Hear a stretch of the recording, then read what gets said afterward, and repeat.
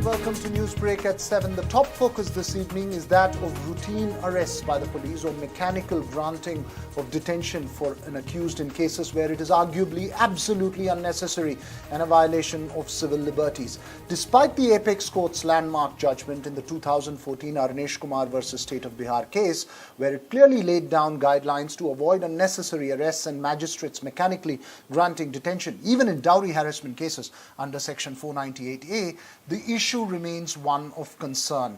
Overturning an order of the Jharkhand High Court denying bail, on Monday the Apex Court took the issue of routine arrests and denial of bail seriously. Again, lamenting a violation of its orders, it has directed high courts and police chiefs of states and union territories to immediately issue instructions to stop arresting accused in minor cases, most minor cases, where the punishment is up to a maximum of 7 years. There are exceptions to the 7-year guideline, but the focus is to protect civil liberties and ensure that arrests and granting of remand is not mechanical. It's an issue of great concern, remember, in a country where we have over 4.2 lakh under trials in our jails. Joining us this evening, Dr. S.T. Ramesh, former Director General of Police in Karnataka, along with Sanjay Hegde, Senior Advocate of the Supreme Court. Thank you too for joining us. My first question to you, Dr. Ramesh, is it a systemic collective failure that despite the 2014 Supreme Court order, we've still not been able to curb or curtail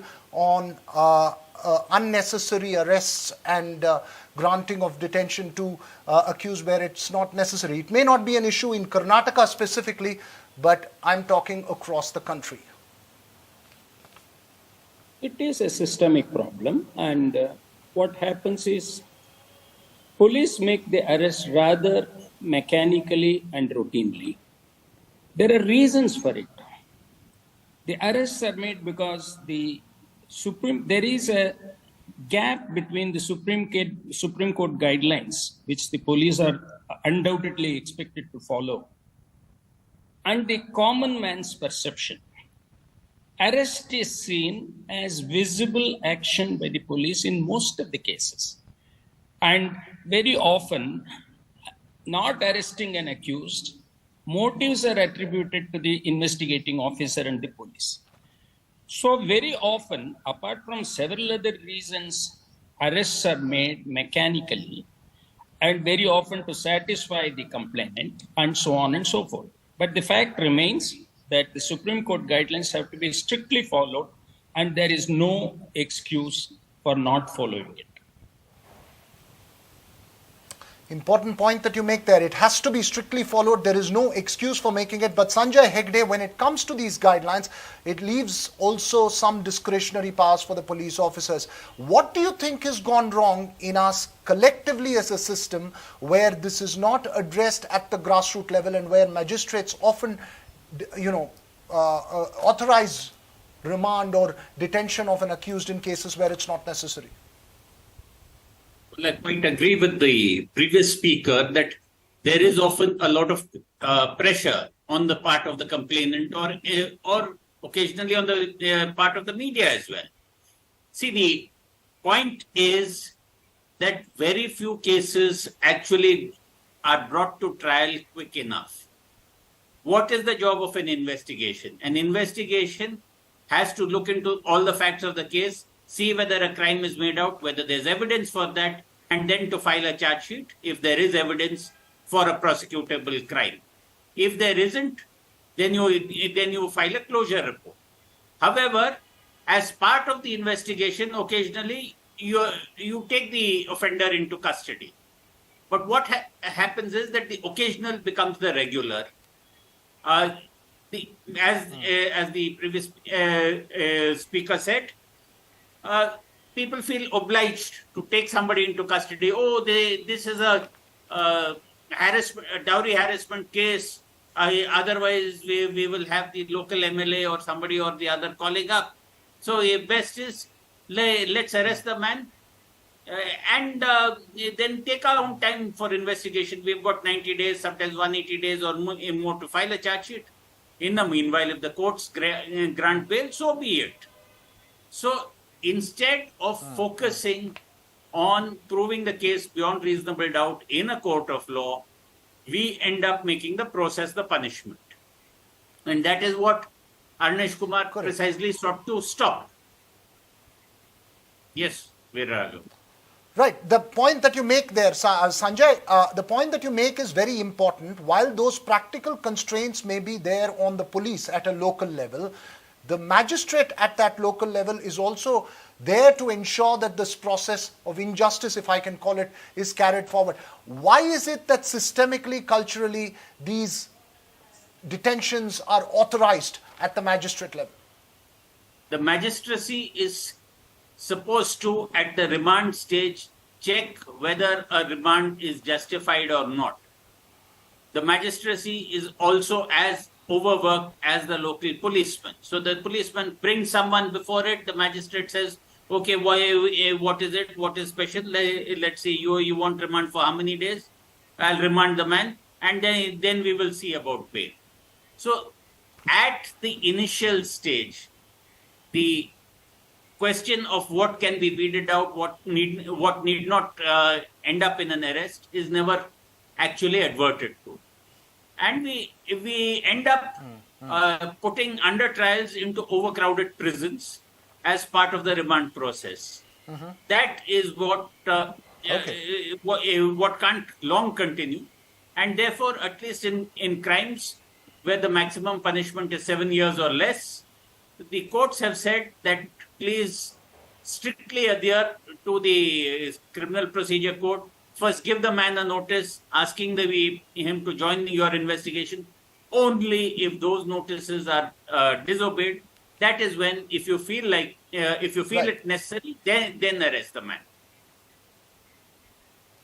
Right, it's an important point that the court has made, but Dr. Ramesh, how do you make sure that this is implemented at the grassroots level? As somebody who was in charge of the entire Karnataka police force, at the police station level, how do you ensure that there is both sensitivity and sensibilities involved while making an arrest? And what are the practical difficulties that you would face as an officer in charge? I will deal with it step by step. Let me first talk about the practical difficulties. It is not easy. The investigating officer is under great pressure from the complainant in respect of cases which are sensational. There is enormous public and media pressure. And apart from that, to clear himself from allegations, he makes those arrests. And thirdly, if it's a woman is the complainant, there's always the sympathy factor. You always try to be sympathetic and empathetic to the women's cause. So you give the benefit of doubt to the women complainant and make the arrests. So there are several reasons. At the ground level, the police officer, investigating officer is functioning under enormous pressure. So arrest becomes the easy way out. But how do you ensure that the Supreme Court orders and the CRPC provisions are complied with? Number one, constant training, in-service training, reorientation training is the need of the hour. You have to have capsule courses periodically. If your training infrastructure is inadequate, the Superintendent of Police and the Commissioners of Police have to organize in-house training and sensitize officers about the provisions of Section 41 CRPC, the D.K. Basu provisions under the D.K. Basu judgment and subsequent judgment under Arnesh Kumar and the latest judgment of Justice Ravindra Bhatt and Justice Arvind Kumar in the Supreme Court. Right. So sensitization is the key. Second, supervision. There are 2-3 levels of supervision. While the Superintendent of Police supervises investigation of cases in his jurisdiction in the district, he has the assistance of an additional Superintendent of Police. There are Deputy Superintendent of Police in charge of subdivisions. Right. And there are inspectors of police where the investigating officer is the sub-inspector of police or below. So there are 2-3 layers of supervision, and they have to exercise tight supervision and particularly focus on human rights issues. Okay. And generally, the rule is, in all cases, with or without the judgments, only if a prima facie case is made out in an investigation, an arrest should be made. Arrest should not be made recklessly and carelessly. This is the general rule, which the subsequent so many Supreme Court judgments have only laid emphasis on. But the rule is only if a prima Important facie points. case is made out, arrest should be made. Important points that you make there, sensitization and then supervision on it. Before I let, I'll have to wrap this debate because we're running out of time. But Sanjay Hegde, one last quick yes or no answer. Is this reflective of how seriously we take the issue of civil liberties at the grassroots? Is this perhaps just a symptom of a deeper malice? Quickly. Of course, we do not really value civil liberties at the grassroots level. It is seen as part of law and order. And sometimes the policeman thinks that it is safest, even for the accused, to be arrested rather than being let out and have the mob after him. So, you remember Munawar Farooqi, the comedian, because there was a protest, he was put in. And then the Supreme Court said, have you followed Arnesh Kumar?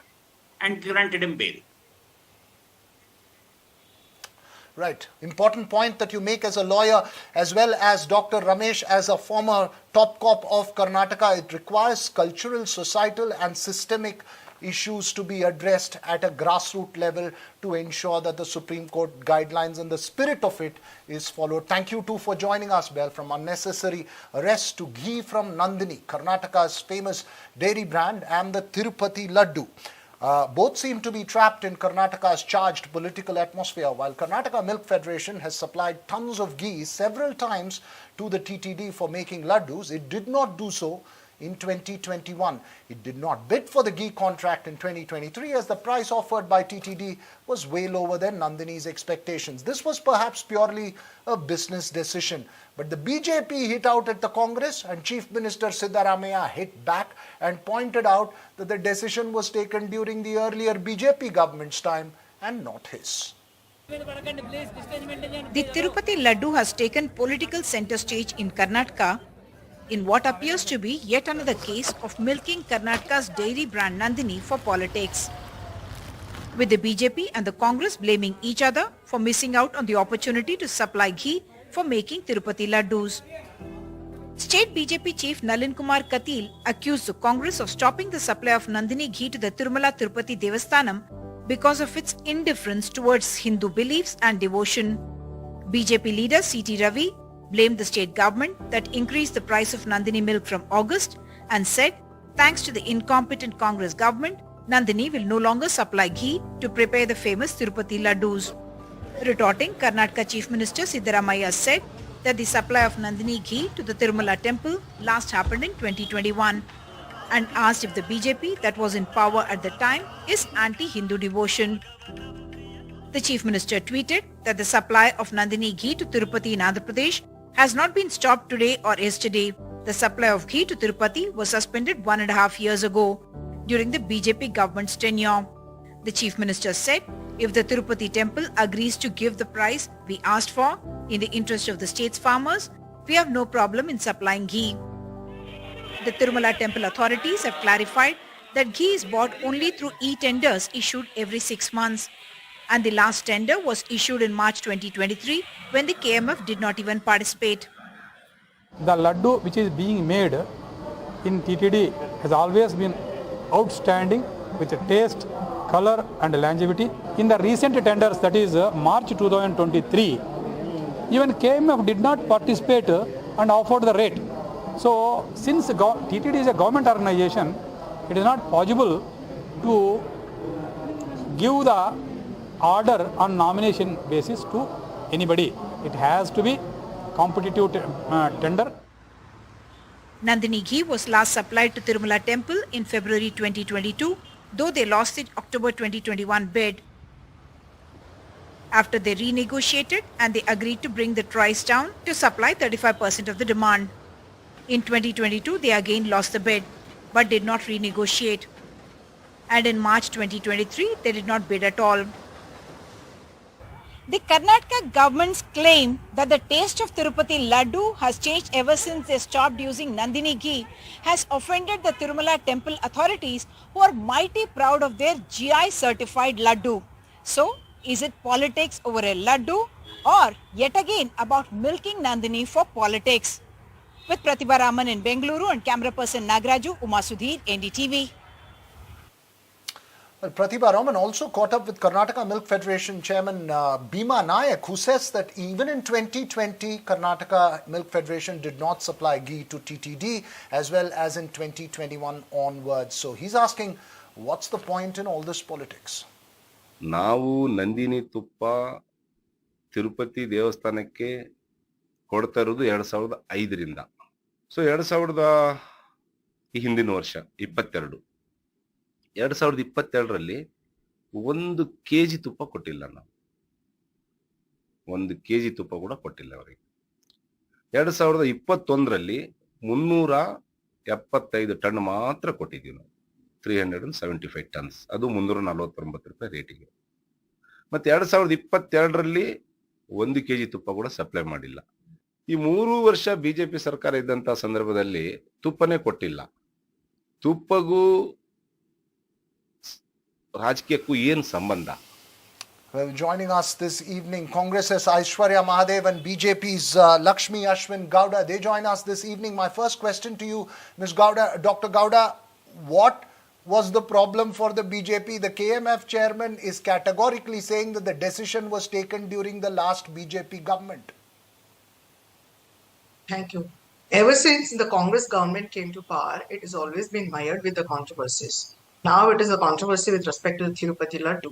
Now they're by uncompetitively increasing the price of the ghee, they're showing their careless behavior and their indifference and their incalcitrant behavior towards the Hindu beliefs and the temples, and also about their careless attitude towards the Sanatana Dharma, which is the basic tenet of our constitution, which is the basic tenet of our own existence. And it's a part of their appeasement and the divisive politics. Ma'am, this decision was taken during the last BJP government, 2021. Since 2021, ghee has not been supplied by KMF. Before that, in 2020, also ghee was not supplied in by KMF, according to the KMF, Karnataka Milk Federation. Has the BJP got its facts wrong before it raised this issue? Just before the election, just before the assembly elections, they politicized the same Congress politicized the issue by maligning the Amul brand to their favor. Now they're doing it again, time and again, and it might be the reason we have stopped sending then itself. But we have not shown utter disregard. We have not raised the price of. We have not done the price hike of the Nandini ghee. Okay, now financial department has said that it's not possible to provide the funds to achieve the financial prudence. Now the Congress people are in the attempt to achieve the financial prudence by doing all this nonsense melodrama by denying the Nandini ghee to the TTD, by in a way hurting the religious sentiments and the Hindu beliefs. It's strictly condemnable. The callous attitude and the incalcitrant behavior of Congress Aishwarya Mahadev, the public to mind to people. Aishwarya Mahadev, your response to this? You know, Veerraga, first and foremost, I think last I checked, Dr. Lakshmi Ashwin Gowda also comes from Mandya, which is one of the regions which were massively affected by the fact that farmers were not given support price. So much so that my government inherited 700 crores of support price that was due as backlog to one farmer. That Amit Shah has promised. Talk about one second, ma'am. I didn't interrupt you. I did not interrupt you. But apparently to the BJP, Sanatana Dharma is disregarded or disrespected when the Congress undertakes a decision. But in this stand, when the BJP themselves, when they were in power, did not undertake being part of the bidding process and whatnot, apparently it was not wrong. But let me give you a few of the brass tacks in this situation. Veer, the fact is more than 24 to 25 lakh farmers in my state are dependent on Nandini. Over the past year, over 10,000 of the livestock were affected by lumpy cow disease. The BJP government did nothing. 700 crores is due to the farmers that are there, and procurement has to rise. And Bhima Nayak has been very clear. Tirupati Devasthana agirli, Bereyade Devasthana agirli, there is a price that we have to ensure in order to make sure our farmers are taken care of. And even this 3 rupee hike in price is why. It is a hike to increase procurement, because procurement had dropped previously in the BJP government. Why? Because you had not given them support price. You were not ensuring when their livestock was diseased, you were helping them. All of the 3 rupees where we have hiked is going to the farmers. And mind you, from the 39 rupees for the milk to 42 rupees, we are still more competitively priced than Amul and every other milk brand across the country. The fact today is the BJP was caught in the wrong when they tried to bring a religious angle to this Nandini and the Tirupati laddus, and were caught because they were the ones that stopped sending ghee, because even they understood that their bottom line was affected. So any of your arguments about Hindu and Sanatana Dharma don't stand. And please argue on facts, ma'am, because we can talk about theology and the above later, but think about the farmers first. In the focus on laddus and Nandini and optic issues, are we forgetting real-time issues as opposition? Dr. Gowda, how do you respond to what Aishwarya Mahadev has raised? Congress government is really forgetting the real-time issues by doing the freebies politics. Now they are unable to implement the promises they have made during the elections. Their Griha Lakshmi Yojana and the Griha Jyoti Yojana, they are muddled with the controversies, they are muddled with the dilemmas. They have filled the people, the very people of the Karnataka. The very this people is not the answer to my question, power. madam. This is not my response to my question. A, have you got the facts wrong? B, what about core issues are getting subdued in this conversation about ghee and Tirupati laddu? Basis. It's the Congress government my quick last 10 seconds to the two of you. They are busy doing the divisive on the appeasement politics by doing. They're busy doing the division on the appeasement politics. Aishwarya Mahadev, your last word. The development politics. That is not their political agenda. Their political agenda is to appease a particular minority, religious minority, which they have done very less to their empowerment.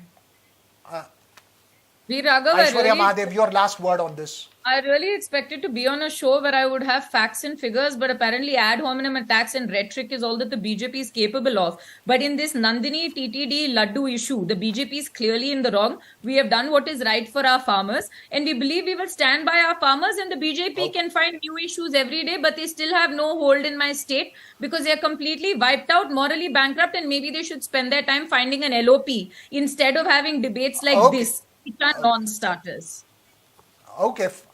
Okay, we'll have to leave it there. Hopefully the Tirupati Laddu will taste as good whether you are having it in the BJP office or at the Congress office, no matter what ghee is used for it. Thank you too for joining us. The Karnataka Congress versus BJP battle will go on, but that's all we have time for on this show. The news continues here on NDTV.